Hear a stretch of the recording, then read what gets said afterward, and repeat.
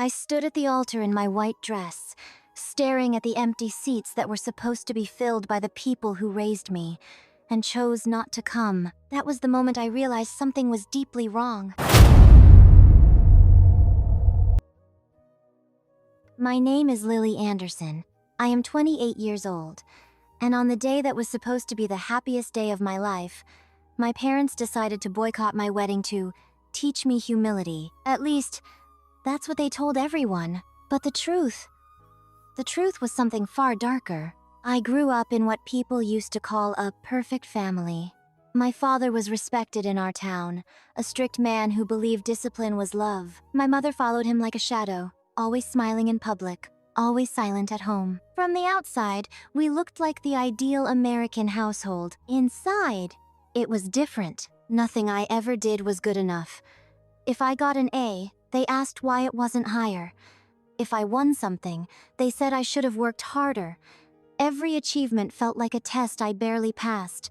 And love always came with conditions. You'll understand when you're older, my mother used to say whenever I questioned their rules, but I understood earlier than they thought. I understood the day I got my first job at 16 and my father took half my paycheck, saying it was to build responsibility. I understood the day my mother read my private journal and told me I was too emotional to survive the real world. And I definitely understood the day I told them I was in love. His name was Daniel Carter. Daniel wasn't rich. He didn't come from a powerful family. He didn't wear expensive suits or drive luxury cars. He was just a kind, honest man who worked hard and loved me without conditions. That was exactly why my parents hated him. "He will drag you down," my father said the first time he met Daniel. "You're making a mistake," my mother added, her voice soft but sharp. But for the first time in my life, I didn't listen to them. I chose myself. I chose love. And that was the moment they started planning their revenge. At first, it was small things. They stopped calling as often. They ignored Daniel at family dinners. They made comments about our financial situation, about how we lived, about how I had lowered my standards. But when Daniel proposed to me, everything changed. I still remember that night. We were at the same park where we had our first date. The air was cool, the sky was clear, and he was shaking slightly when he got down on one knee. "Lily, I don't have everything yet," he said. "But I promise I will spend my life building it with you, if you let me." I said yes before he even finished. I thought my parents would eventually accept it. I was wrong. The day I told them we were getting married, my father didn't even look at me. "If you do this," he said calmly, "don't expect us to support you." My mother didn't cry. She didn't argue. She just said something that stayed in my mind for months. Sometimes people need to be humbled before they understand their place.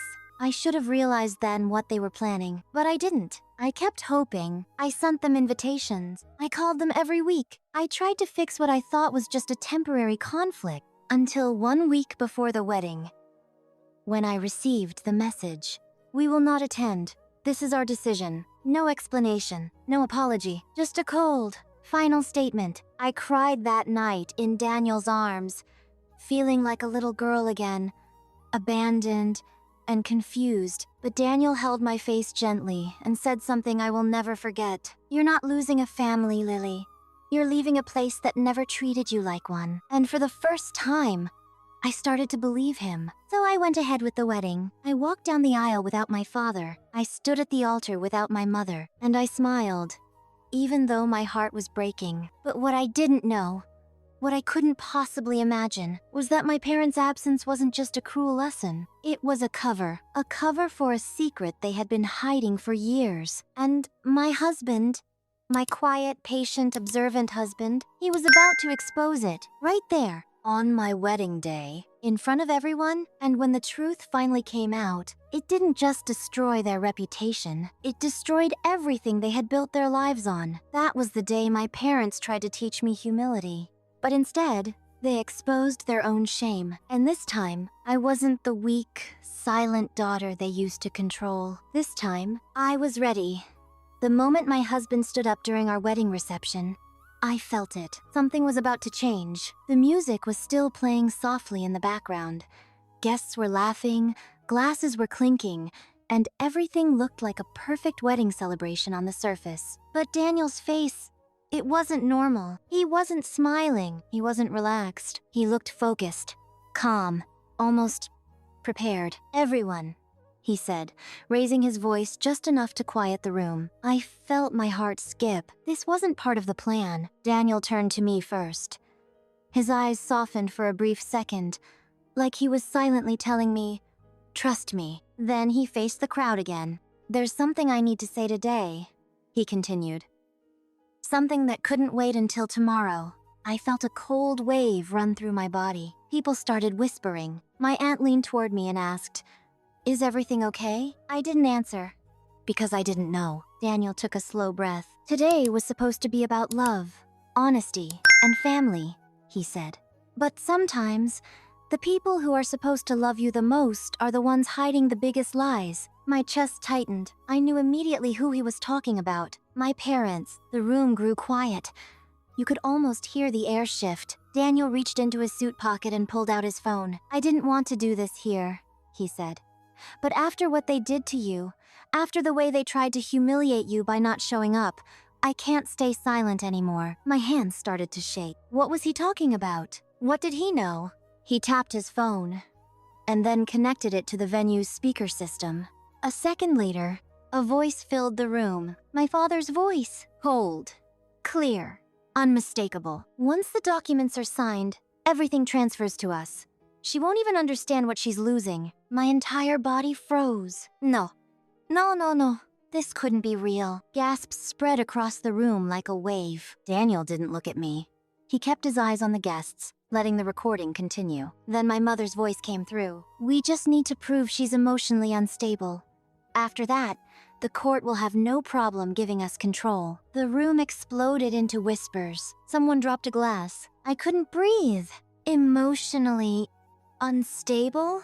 Control of what? What were they talking about? My mind raced, trying to understand. Then it hit me. My grandmother's estate, the house, the land, the trust fund she left in my name before she passed away last year. My parents had been helping me manage it, or at least, that's what they said. My knees felt weak. I grabbed the edge of the table to steady myself. Daniel finally turned to me. "I found out 3 weeks ago," he said softly, but his voice carried through the microphone. "They've been working with a lawyer to declare you mentally unfit, so they could legally take control of your inheritance." The world around me blurred. All those years, all those moments they told me I was too emotional, too sensitive, too weak. It wasn't just control, it was preparation. Preparation for this. Tears filled my eyes, but they didn't fall. Not this time, not in front of everyone. Daniel walked closer and gently took my hand. "I have more," he said quietly. Then he played another recording. This time, it was my father again. "If she marries that man, we'll use it against her. We'll say he manipulated her, that she's not thinking clearly." My stomach twisted. They weren't just against my marriage. They were planning to use it as evidence against me, to destroy me, to take everything. A woman from the back of the room whispered loudly, "That's disgusting." Another guest said, "Are they serious?" I could feel the entire room turning. The respect my parents had built in this community, it was collapsing in seconds. Daniel stopped the recording. Silence filled the room. Heavy, tense, unavoidable. Then he said something that changed everything. "They thought not coming today would embarrass her," he said, his voice steady. "But the truth is, they didn't come because they were afraid this would come out." My heart pounded. This wasn't just revenge. This was exposure, truth. And for the first time in my life, I wasn't afraid of my parents. I was angry. Slowly, I lifted my head. My voice was shaking, but I spoke anyway. "They called me mentally unfit my entire life," I said. "But now I understand. It wasn't concern." I looked around the room. It was strategy. No one interrupted. No one defended them, because there was nothing to defend. Daniel squeezed my hand gently, and in that moment, I realized something powerful. They tried to take my voice. They tried to control my future. They tried to destroy my life before it even began, but they failed. Because today, on the day they thought they could break me, they were the ones exposed. And this was only the beginning. The silence after the recording ended didn't feel empty. It felt heavy, like the entire room was holding its breath. No one was smiling anymore. No music, no laughter. Just whispers spreading from table to table like a quiet storm. And in the middle of it all, I was standing there, not as a victim, but as someone who had just seen the truth for the first time. My entire life, I believed my parents were strict because they cared. I thought their control was love. Their criticism was guidance. But now, every memory was changing shape. Every moment where they called me too emotional. Every time they told me I wasn't capable of handling responsibility. Every time they made decisions for me, it wasn't protection. It was preparation. Preparation to take everything from me. I felt my chest tighten again, but this time, it wasn't fear. It was anger. Deep, steady, controlled anger. I slowly turned to Daniel. He was still holding my hand, his grip warm, grounding me in that overwhelming moment. "You knew all of this?" I asked quietly. He nodded once. "I didn't want to hurt you before the wedding," he said, "but I couldn't let them win." I swallowed hard. Win, that word echoed inside my head. My parents didn't just disagree with my life choices. They were competing with me, trying to defeat me, trying to control the outcome of my future. I took a slow breath and turned back to the guests. "I'm sorry," I said, my voice steady but soft. "This wasn't the wedding you expected." A woman near the front shook her head gently. "No," she said. "This is the truth, and you deserve it." Someone else added, "We support you." One by one, people started nodding. The same community my parents thought would judge me was standing with me. That's when something inside me shifted. For the first time in my life, I didn't feel small. I felt strong. But before I could say anything else, the doors of the venue suddenly opened, hard. The loud sound echoed across the room. Every head turned at once. And there they were, my parents, standing at the entrance. My mother's face was pale, but her eyes were sharp and furious. My father's jaw was tight, his expression burning with anger and humiliation. They had heard. Of course they had. Someone must have called them. Or maybe they were already on their way, planning to show up late to make a dramatic entrance. But they weren't controlling the moment anymore. This time, they walked into a room where their secret was already exposed. My mother was the first to speak. "What is this?" she demanded loudly.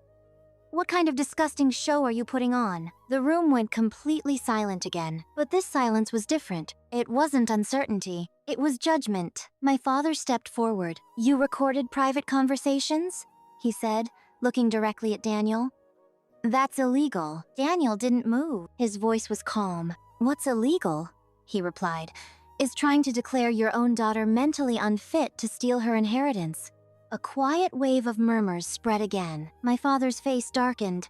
My mother looked at me now, her expression shifting instantly from anger to something else. Fake concern. "Oh, honey," she said softly, stepping closer. "You don't understand what's happening. He's manipulating you." I almost laughed. That line, that exact line, it was in the recording, the same words they planned to use in court, but now they were using it in front of everyone. I stepped forward before she could come any closer. "Stop," I said. My voice didn't shake this time. It was clear. "Firm. Final." She froze. My father frowned. "Don't speak to your mother like that." I looked straight into his eyes. "For once in my life," I said slowly, "I'm going to speak exactly the way I want." The room was so quiet you could hear the air conditioning. My hands were no longer shaking. My heart was no longer racing. I felt in control. "You tried to take everything from me," I continued. "My confidence, my independence, my future." My mother shook her head quickly. "We were protecting you." "No," I cut her off. "You were controlling me." Her mouth closed. My father stepped forward again, lowering his voice like he used to when he wanted to intimidate me. "You're making a mistake," he said. "You don't have the capacity to manage that estate on your own." There it was. The same words, the same belief, the same plan. But something had changed. I wasn't that scared girl anymore. I lifted my chin slightly. "Maybe I'll make mistakes," I said.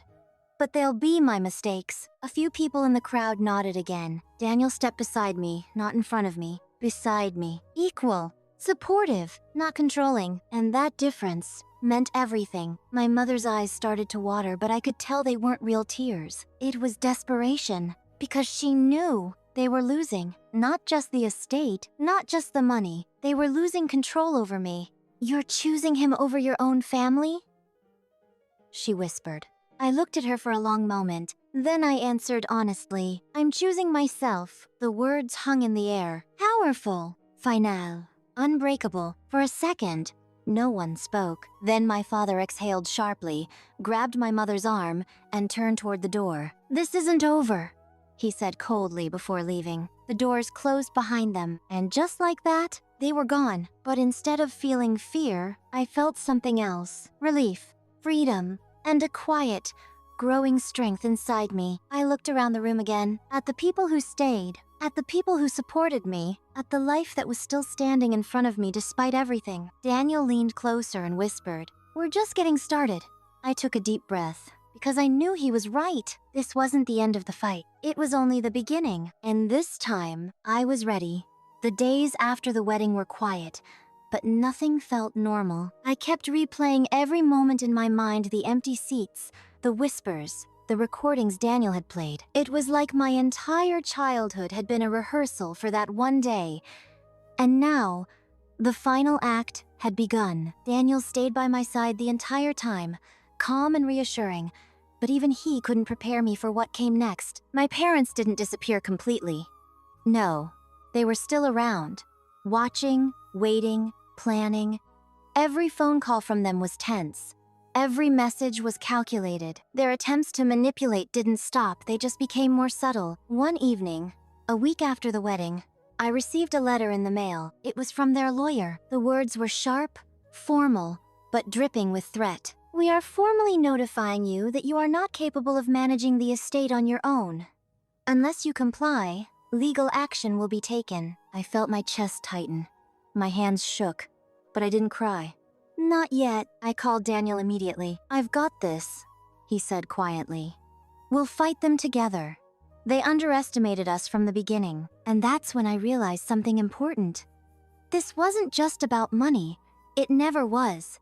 This was about power, control, and my parents' ego. I thought back to every single time they had tried to diminish me. Every insult, every lesson, every humiliation. It was all part of their plan to make me dependent, to make me weak. But they failed, because Daniel had done more than expose them in front of our family and friends. He had collected evidence. Every shady email, every phone call, every recorded conversation. Every time my parents had tried to manipulate me, they didn't know someone was watching. He had been meticulous, patient. And now, their empire of lies was beginning to crumble. We hired a lawyer of our own, someone who specialized in family estates and manipulation cases. Someone who understood that this wasn't just a legal battle, it was a psychological one. The first meeting was intense. My parents' lawyer was confident, smug even. He tried to intimidate us, citing clauses, legal jargon, and vague threats. But Daniel and I weren't intimidated. Our lawyer turned every word back on them.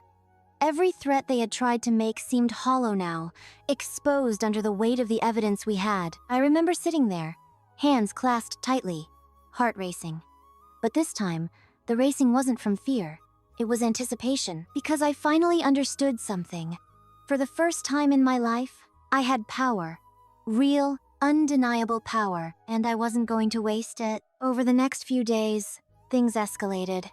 My parents tried to make me look erratic in front of mutual acquaintances. They sent messages, tried to plant doubts about Daniel, even went as far as to involve other family members to convince me to see reason. I ignored them. Every time a message came, Daniel would read it with me.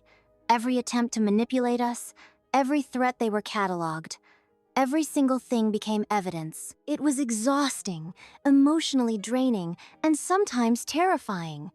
I found myself waking up in the middle of the night, heart pounding, mind racing, imagining every possible scenario. But Daniel's presence kept me grounded. His quiet confidence reminded me that we were no longer powerless. Then came the day that changed everything again. We were in the lawyer's office, reviewing a new piece of evidence.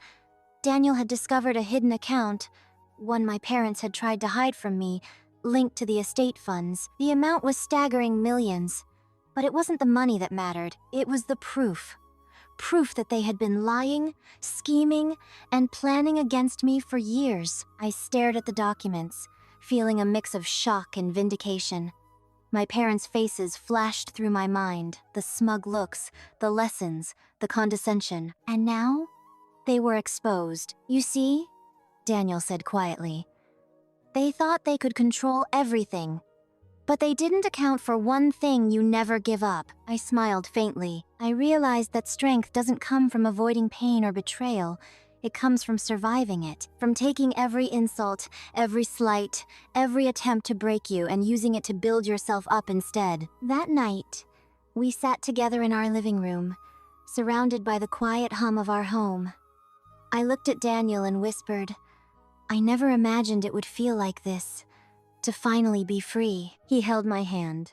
Eyes soft, voice steady. You're not just free, you're unstoppable. And for the first time in years, I believed him, because the fight wasn't over, but the power had shifted. And this time, I wasn't afraid to claim what was rightfully mine.